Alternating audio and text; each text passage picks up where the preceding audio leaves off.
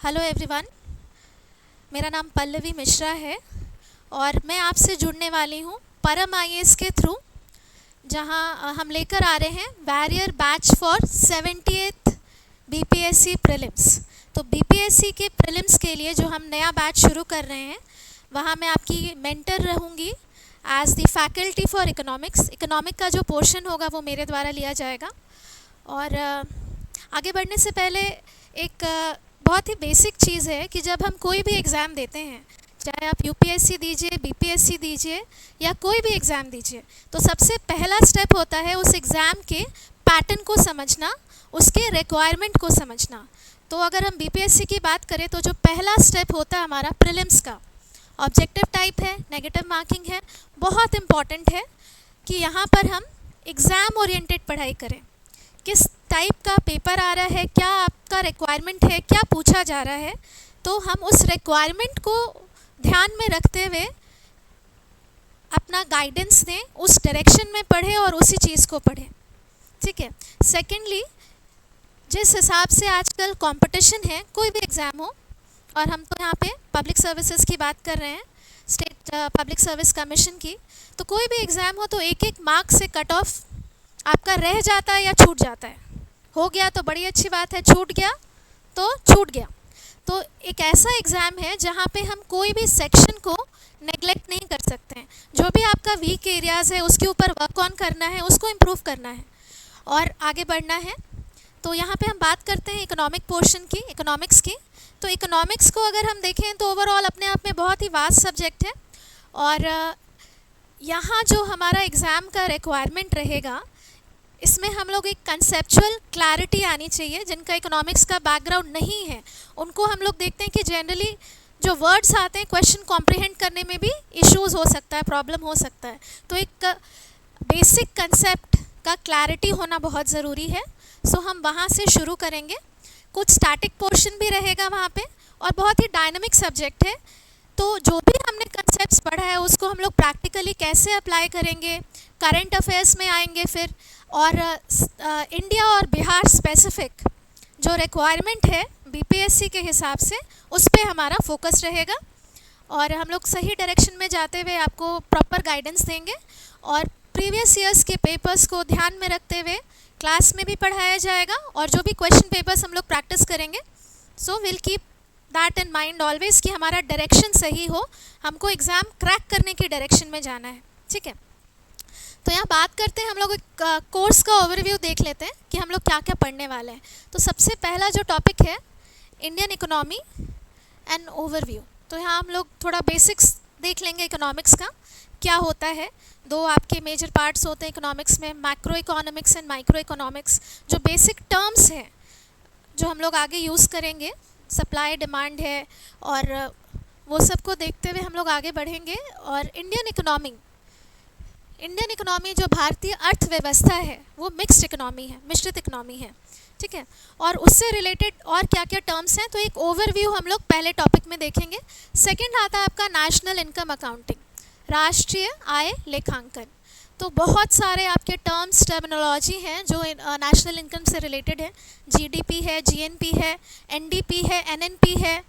क्या क्या मेथड्स हो सकते हैं जिससे हम लोग नेशनल इनकम को डिटरमाइन करते हैं, उसमें इश्यूज़ क्या आते हैं। पर कैपिटा इनकम है, then you have market prices है, फैक्टर प्राइजेस हैं।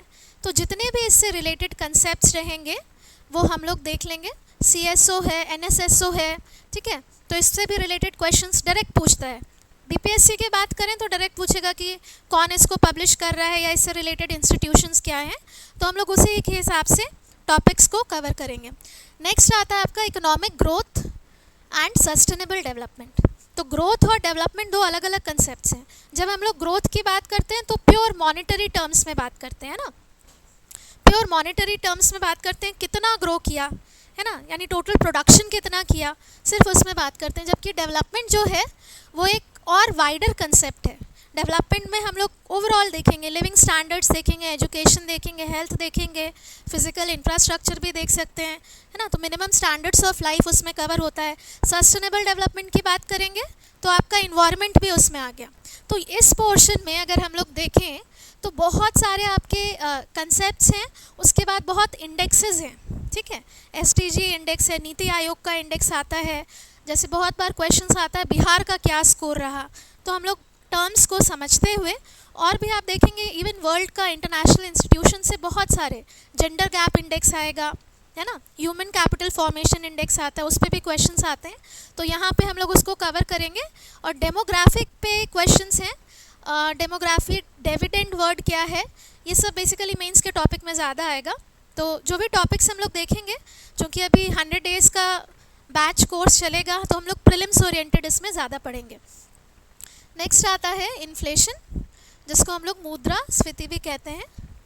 ठीक है, तो इन्फ्लेशन से रिलेटेड जो भी एरियाज़ है, इन्फ्लेशन के फैक्टर्स क्या हैं, किस बेसिस पे हम लोग इन्फ्लेशन को क्लासिफाई कर सकते हैं, और उससे जितने भी रिलेटेड टर्म्स है, स्टैगफ्लेशन पे क्वेश्चन आया हुआ है, deflation, hyper inflation, base effect क्या है, index of 8 core industries, CPI, WPI, तो बहुत बेसिक चीज़ें हैं, जिसमें अगर हम लोग देखेंगे BPSC की प्रीलिम्स के हिसाब से बहुत ही बेसिक चीज़ें हैं जिस पे क्वेश्चन पूछा जाता है, तो हम लोग वो सबको कवर करेंगे। ठीक है, next will come to monetary policy. Monetary policy है, इसी में हम लोग कंसेप्ट ऑफ मनी से शुरू करेंगे। बेसल पे भी आपका क्वेश्चन आया हुआ है।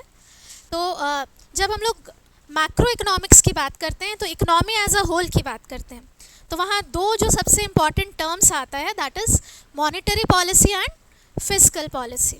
ठीक है, तो मॉनेटरी पॉलिसी एग्जैक्टली क्या होता है, जिस भी कंट्री का सेंट्रल बैंक वो क्या पॉलिसी अपना रहा है, जिससे आपका interest rate, growth, inflation economy में चेंज होता है, सेंट्रल बैंक जो भी पॉलिसी अपनाएगा, that is called monetary policy.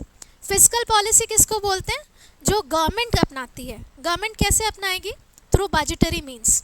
Government का क्या अपना बजट होता है, उसको कुछ पैसा आता है और वो कुछ खर्च करता है, जिसको हम लोग बोलते हैं रिसिप्ट्स आ रहा है, रिसिप्ट्स में टैक्स भी आएगा। हाँ, ठीक है, तो जो भी उनको रिसिप्ट्स और एक्सपेंडिचर आ रहा है, उसके थ्रू अगर वो इकोनॉमी में इन्फ्लेशन, ग्रोथ, अनएम्प्लॉयमेंट उसको चेंज कर रहे हैं, that is called fiscal policy.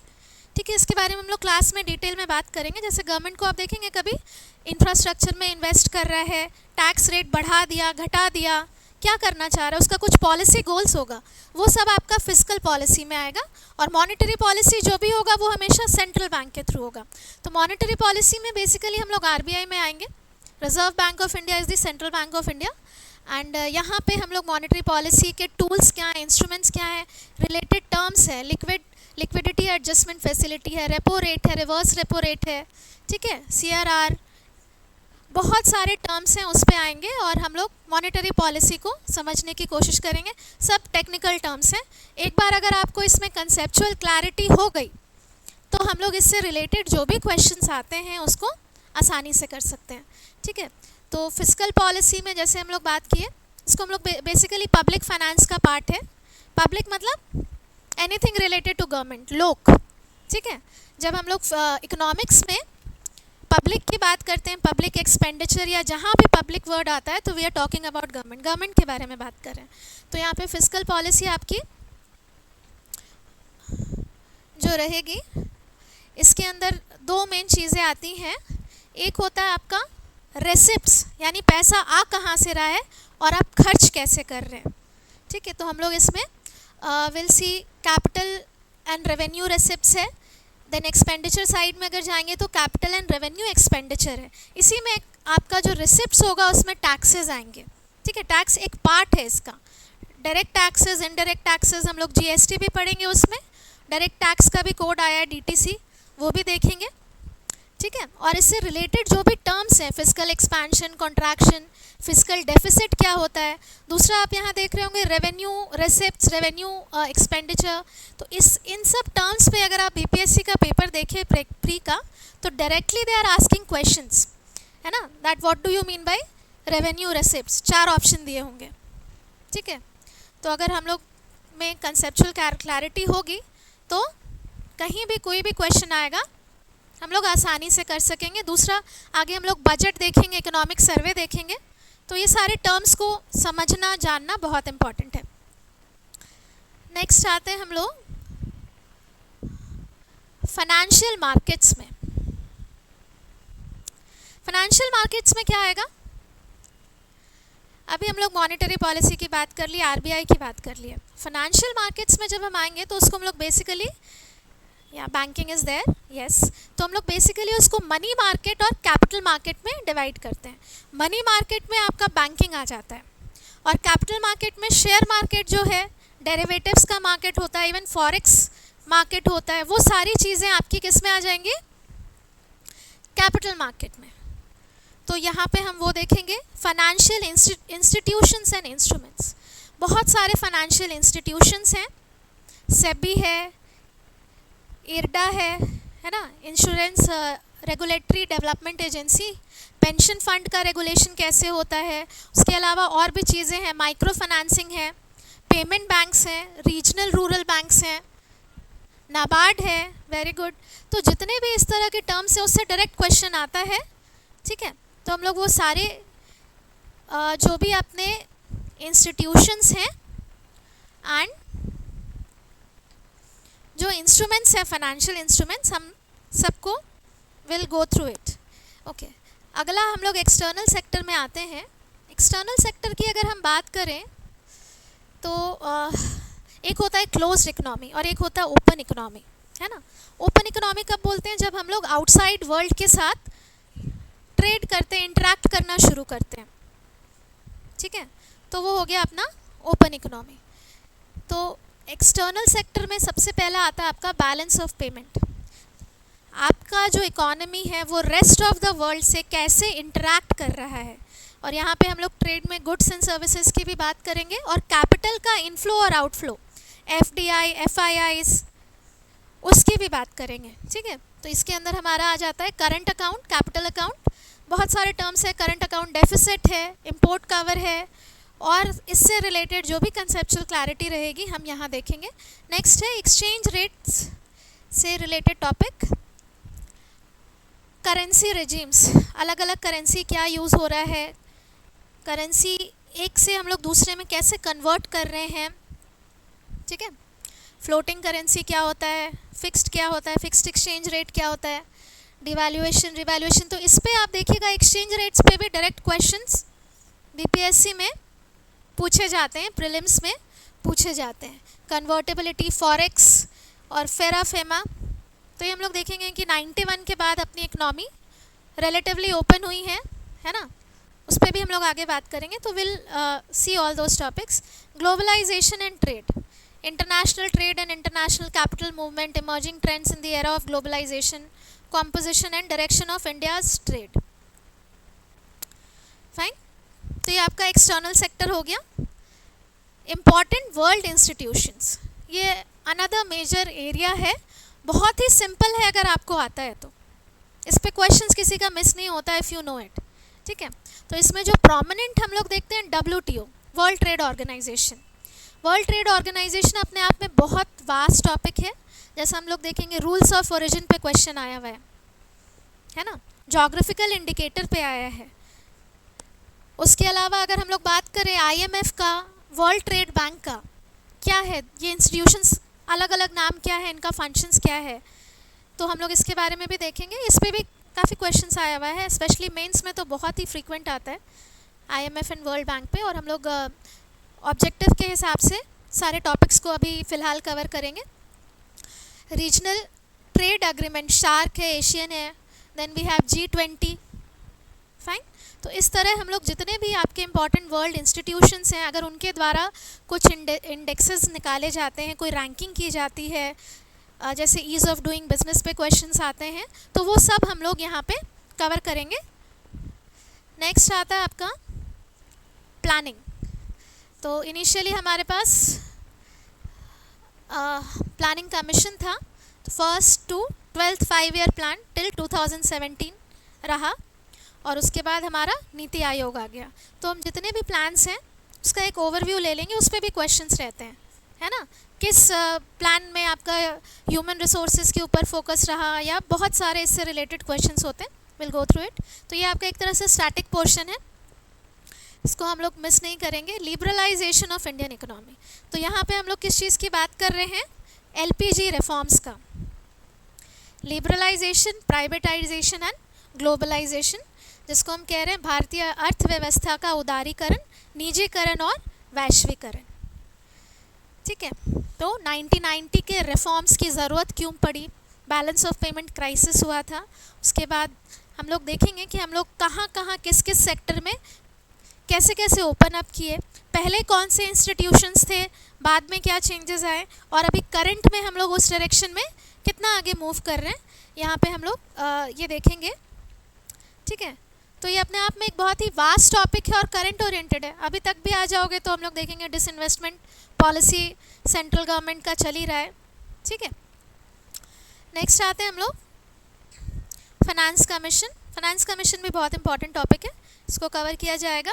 Then challenges in Indian economy, poverty, unemployment and regional imbalances.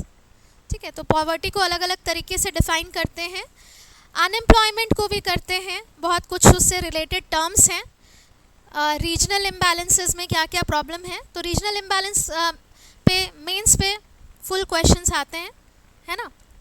तो हम लोग सारे टॉपिक्स को देखेंगे एंड आगे आते हैं हम लोग एग्रीकल्चर पे। अब हम लोग सेक्टर्स ऑफ इकोनॉमी पे आएंगे। ओके, तो एग्रीकल्चर में, एग्रीकल्चर का कुछ टॉपिक आपका ज्योग्राफी में भी कवर होता है और कुछ इकोनॉमिक्स में भी। तो हम लोग बेसिकली एग्रीकल्चर मार्केट्स को देखेंगे। एग्रीकल्चर मार्केट्स में क्या आएगा, आपका प्रोक्योरमेंट कैसे होता है, आपका कैसे हम लोग उसको जो भी फूड है, फूड ग्रेन्स और बाकी चीज़ें हैं, उसको हम लोग गवर्नमेंट कैसे प्रोक्योर कर रही है, उसका स्टोरेज कैसे हो रहा है, ट्रांसपोर्टेशन क्या हो रहा है। देन एग्रीकल्चर से रिलेटेड लैंड रिफॉर्म्स क्या हैं और एग्रीकल्चर सेक्टर में और क्यों रिफॉर्म्स आ रहे हैं। तो ये भी एक करंट ओरिएंटेड टॉपिक है। हाल में हम लोग देख रहे हैं एग्रीकल्चर से रिलेटेड बहुत सारे रिफॉर्म्स जो सेंट्रल गवर्नमेंट ने किया, वो हमेशा न्यूज़ में रहा है। तो इससे रिलेटेड आपके जो भी इम्पॉर्टेंट टर्म्स हैं, MSP है, minimum support price, procurement price, और इससे रिलेटेड जो इंस्टीट्यूशंस हैं, APC, APMC, है ना, ये सब हम लोग देखेंगे। Green revolution, then will come to food production पर भी आएंगे, और आपका फूड प्रोडक्शन है, फिर फूड सेल्फ सफिशिएंसी है। तो फूड एंड न्यूट्रिशन से रिलेटेड जो भी टॉपिक्स हैं उसको भी हम लोग इकोनॉमिक्स के पोर्शन में इधर कवर करेंगे। नेक्स्ट आता है आपका इंडियन इंडस्ट्रीज़। इंडस्ट्रीज़ में composition and growth of industries, तो इंडस्ट्रीज से भी रिलेटेड जो भी आपकी इंडस्ट्रियल पॉलिसी आई है, उससे रिलेटेड जो इंस्टीट्यूशंस हैं उसमें जो चेंजेस आया है, वो सब हम लोग यहाँ कवर करेंगे। MSME क्या होता है, ठीक है, इंफ्रास्ट्रक्चर सेक्टर से भी रिलेटेड टर्म्स हम लोग देखेंगे, डिसइन्वेस्टमेंट भी देखेंगे, बाकी जितनी भी चीज़ें हैं यहाँ पे विल कवर। एंड सिमिलरली हम लोग सर्विस सेक्टर का भी बैकग्राउंड, ग्रोथ का ट्रेंड, रिफॉर्म्स, डेवलपमेंट वगैरह देखेंगे। और जो लास्ट में लिखा है, बट दिस इज़ इक्वली और more important topic, important schemes जो सेंट्रल गवर्नमेंट की है, गवर्नमेंट ऑफ इंडिया की है, उससे डायरेक्ट क्वेश्चंस रहता है, चाहे नेशनल एजुकेशन पॉलिसी हो, सोलर एनर्जी से रिलेटेड हो, हेल्थ सेक्टर से हो, इंफ्रास्ट्रक्चर से हो, एजुकेशन से हो, वो सब हम लोग यहाँ कवर करेंगे, इंडिया का भी और बिहार का भी। और वैसे ही हम लोग इकोनॉमिक सर्वे और बजट में आएंगे। इकोनॉमिक सर्वे और बजट भी इंडिया का भी देखेंगे और बिहार स्पेसिफिक भी देखेंगे। तो देखेंगे इकोनॉमिक सर्वे वगैरह से बहुत फैक्ट ओरिएंटेड क्वेश्चंस आते हैं, है ना। कैसे क्वेश्चंस हो सकते हैं, जैसे आपका ग्रोथ रेट डायरेक्टली पूछेगा, ठीक है, ग्रोथ GDP पूछेगा, इंडिया का पूछ सकता है, बिहार का पूछ सकता है, सेक्टर वाइज पूछ सकता है, फिस्कल डेफिसिट इतने फलाने ईयर में कितना % था, रेवेन्यू डेफिसिट कितना था, हमारा मेजर ट्रेड पार्टनर कौन था, ठीक है, टैक्स टू GDP रेशियो क्या था, एक्सटर्नल सेक्टर में मेजर ट्रेडिंग पार्टनर्स कौन हुए हमारे, ठीक है। तो बहुत तरीके के क्वेश्चंस हैं जो हम लोगों को सर्वे में मिलेगा, बजट में मिलेगा, कितना % टारगेट था रेवेन्यू डेफिसिट का, फिस्कल डेफिसिट का, कितना हमने कवर किया। तो इससे रिलेटेड आपका fact based straight away questions आपको इकोनॉमिक सर्वे एंड बजट से आते हैं। एंड अपार्ट फ्रॉम दैट जितने भी आपके करंट अफेयर्स के मिसलिनियस टॉपिक्स रहेंगे वो भी हम साथ साथ में कवर करेंगे, ठीक है।